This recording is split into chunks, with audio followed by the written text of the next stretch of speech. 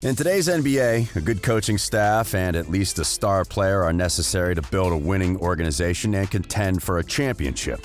However, role players are as valuable when it comes to team success, and a good supporting cast can sometimes be the difference between good teams and great teams.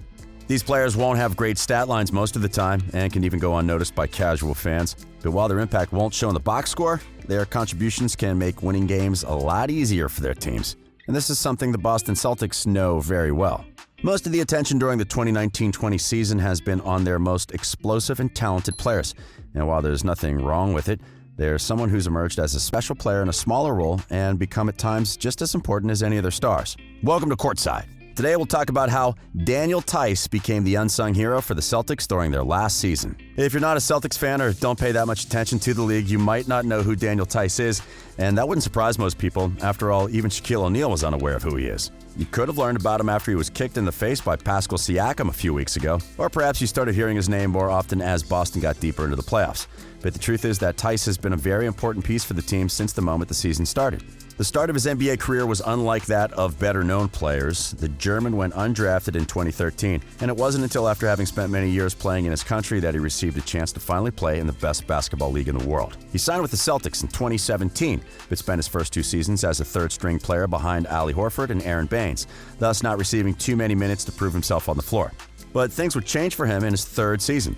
Following the departure of Horford in free agency and a trade that sent Baines away, Boston suddenly had a hole to fill in the center position, and being the longest tenured center with the team, Theis started to receive more playing time at the moment the season started. At first, it was thought that new acquisition Enes Kanter would get the starting role over him, and while this was the case for their season opener, Coach Brad Stevens decided to promote Daniel to the starting lineup on the following game, and the German made the most out of it. He started in the next 64 games in which he played, and with his minutes almost being doubled, he enjoyed career highs in all major categories and averaged 9.2 points, 6.6 rebounds, and 1.3 blocks per game during the regular season. As we mentioned earlier, these aren't the kind of numbers that will surprise casual fans. However, his on-court impact was much bigger than what the box score would show. Boston's best 5 players are Jason Tatum, Kemba Walker, Jaylen Brown, Gordon Hayward, and Marcus Smart, and each of them is capable of scoring points in bunches, creating for others, and playing good to great defense. But given that they're all perimeter players and lack the size and weight to defend large players regularly, they can't be put together as a starting lineup or during prolonged periods, and that is why Theis' role is such an important one for them. The big man is not the tallest player in the roster. In fact, he's listed at just 6 feet and 8 inches, which is shorter than most centers and the same size as Tatum. But unlike the young star, he has the physical tools to bother taller players for a full game. While not as gifted as Bam Adebayo, he's athletic and skilled enough to effectively defend centers and catch lob passes, while also being able to defend smaller players if required. This makes him a perfect fit in Boston's system, as he can cover up for the mistakes of his teammates and switch into perimeter players without any problems, helping improve their already good defense. Now, on offense, as he's not required to make plays for others or to be a constant threat, his biggest impact comes in setting screens for his teammates, rolling to the basket, and catching lob passes from time to time. And while he's not a marksman, his three-point shooting percentage is good enough to make opponents stick to him in the perimeter, which opens the court even more for his teammates and occasionally gives him the chance to make a few shots from long range. As the season progressed, it became evident that Theis was a bargain for the team given his high-level production as a role player, despite being paid only $5 million a year, and the numbers back this up. Despite his seemingly average stats, the big man was the team leader in blocked shots, 4th among the 35 top center in real plus-minus, and ranked 2nd among all players in defensive real minus, only behind Utah's Rudy Gobert. Among centers, he also had some outstanding numbers, finishing inside the top 20 in block percentage, offensive rebound percentage, defensive rating, and true shooting percentage. And despite his role being mostly limited to defense, he also proved that he can provide some scoring if needed. In a win against the Minnesota Timberwolves on February 21st, he had a career-high 25 points and 16 rebounds, helping the Celtics have 4 players score at least 25 points for the first time since 1960. But aside from his individual numbers and the way he helps the starting lineup, is how he and the other Celtics big men complement each other to give them a solid rotation. While Theis is more of a defensive-minded center and a court stretcher, Enes Kanter likes to play closer to the basket, looking to make shots, and has an easier time bullying his way inside to grab rebounds. They have different skill sets that complement each other and can help the team in different ways depending on the circumstances. In short, the German had a great time with the team during the regular season, but fortunately for them, things didn't stop there. During the first round of the playoffs, the Celtics were faced against the Philadelphia 76ers and their all-star center, Joel Embiid. This time around, Theis needed some help given that Embiid could overpower him most of the time. And while his numbers were down during the series and Embiid had an excellent performance, Boston was still able to keep control for most of the time on their way to sweeping their historic rivals. Then, in the following round, it was time for the German to step up. This time, the Celtics would face the defending champion Toronto Raptors and their inside duo of Serge Ibaka and Marc Gasol, both regarded as some of the best two-way big men in the league. Despite playing against the better talent, Theis and the rest of the Celtics big men managed to bother the Raptors centers and even outduel them on multiple occasions, setting the tone for what would become a 7-game win for Boston. Again, most of his impact came on the defensive end.